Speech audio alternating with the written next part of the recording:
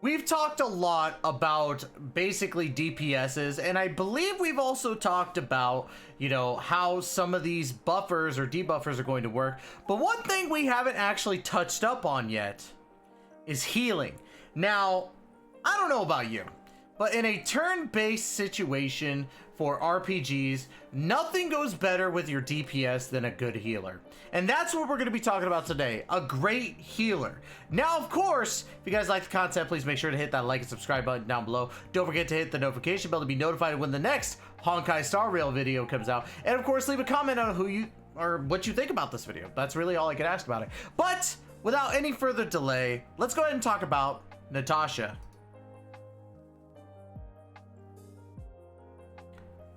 Now, Natasha is going to be a physical healer, which is, or physical element healer, which is very weird. Like, I never associated physicality with healing, so it's a very weird thing for me. I don't know, but it doesn't really play any different than any other healer. I'm just saying in general.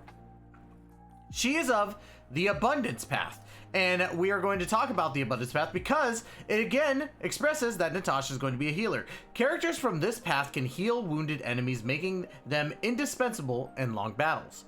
So the reason why that's so important is because, again, in a turn-based RPG game, I feel that the healer is going to play a massive part. It's the same thing with MMOs and all that stuff, but again, I digress. It's going to be very important. Let's go ahead and talk about our skills really quick. Behind the Kindness deals physical damage equal to 50, 100, and 110% of Natasha's attack. This is just her basic attack. Always happens. And it's to a single enemy, so it makes sense. Love, Heal, and Choose heals a single ally for 9, 15, and 16% of Natasha's max HP, plus 60, 120, and 129 extra. Heals the ally for another 6, 10, and 11% of Natasha's max HP, plus 40, 80, and 86 at the beginning of each turn for 2 turns. So not only are you getting that regular like healing that you want with Natasha, but you're also doing it for the next turn. I believe it's a max of 2 turns, but I could be wrong, and it means that turn plus 2 extra turns. So for now, let's just say 2 to 3 turns. If it's 2 or 3, let me know in the comments down below. But Gift of Rebirth is her ultimate. Heals all allies for 11, 18, and 20% of Natasha's max HP, plus an extra 74, 148, and 159. Really good healing. Really good healing in general. I can't really be mad about it because it's very straightforward. It's all about the heals. Now, Innervation. That's her talent when healing allies with HP values of 30% of their max HP or lower, increases Natasha's outgoing healing by 25, 50, and 55%, which means that these heals a single ally or anything like that is going to increase, or at least the outgoing healing in general. So that's really good. I dig that. So Hypnosis Research, right? Immediately attacks the enemy after entering the battle, deals physical damage equal to 80% of Natasha's attack to a random enemy with a 100% base chance of weakening all enemies. Enemies that are weakened deal 30% less damage to the allies for 1 turn. Now, the damage side of this, where you're outputting damage, in my opinion, is not the important thing about this. The important thing is weakening all enemies, and when they're in that weakened state, they're dealing 30% less damage to the allies, which is crucial because if you're going out there, you don't want to worry your first turn that you're going to have to heal right away. That's something you should not be worrying about in the slightest when it comes to a turn-based RPG. You shouldn't be worried about getting 1-hit KO'd, and this is going to help that out. Now, let's talk about the traces. Soothe. Natasha's skill removes 1 debuff from an ally.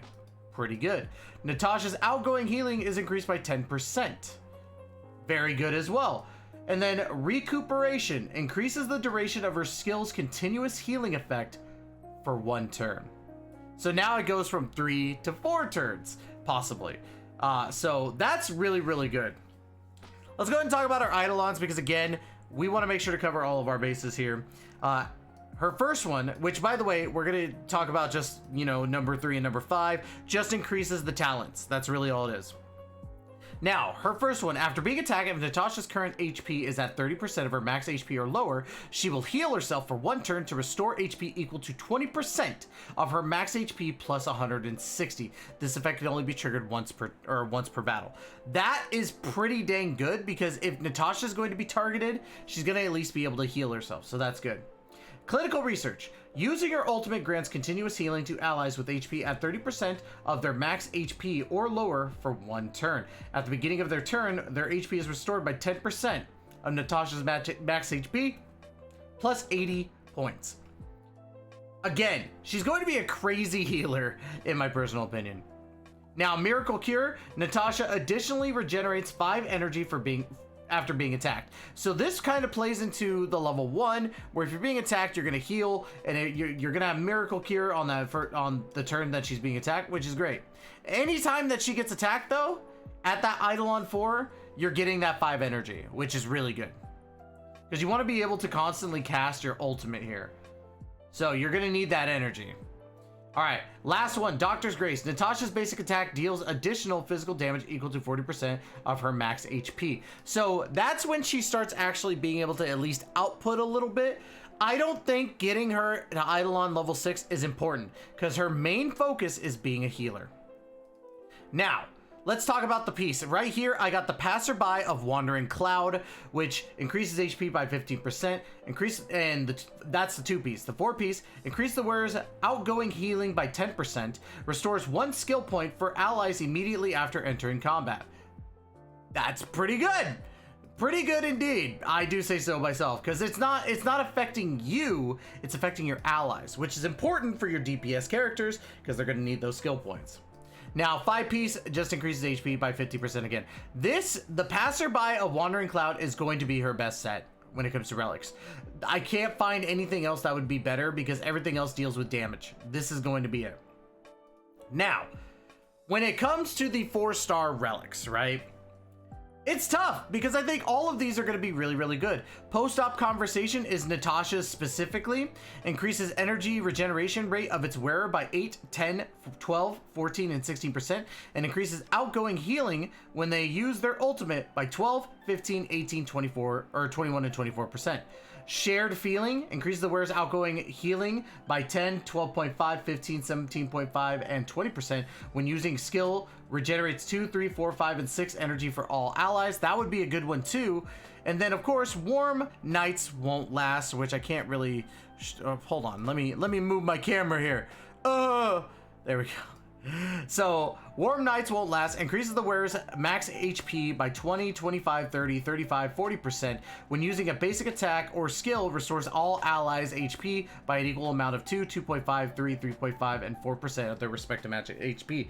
I think all of these would be really, really good, to be quite honest. But I think this one takes the cake only because it says outgoing healing when they use their ultimate, which is perfect for Natasha. And then, of course, we have the only 5-star out there, which is Baloo's Time Waits for No One. Increases the wearer's max HP by 12, 15, 18, 21, and 24%, and outgoing healing by 12, 15, 18, 21, and 24%. When the wearer heals allies, record the amount of outgoing healing. When any ally launches an attack, a random attack enemy takes additional damage equal to 50, 62.5, 75, 87.5, and 100% of the recorded outgoing healing value. This additional damage of the same type as the wearer's is, and it is not affected by other buffs and can only occur one time per turn. That's really good, because of the fact that with Natasha, you want to spec her out for as much outgoing healing potential as she can, and that's going to be crucial. I think, though, in all honesty, for the basic necessities, Post-Op Conversation is going to be Natasha's best in slot. Now, guys, Natasha looks like she's going to be a really, really great healer. It's another character I didn't get to use too much, which I feel bad, because I feel like that's all I'm telling you guys. Like, I didn't use this character in my beta, but I still feel that looking at this character baseline, she's going to be a fantastic healer. I can't wait to try her out, and honestly, like, again, I love healing characters in general. I use them all the time in you know, Genshin Impact, so this is gonna be great. Natasha, can't wait to use you.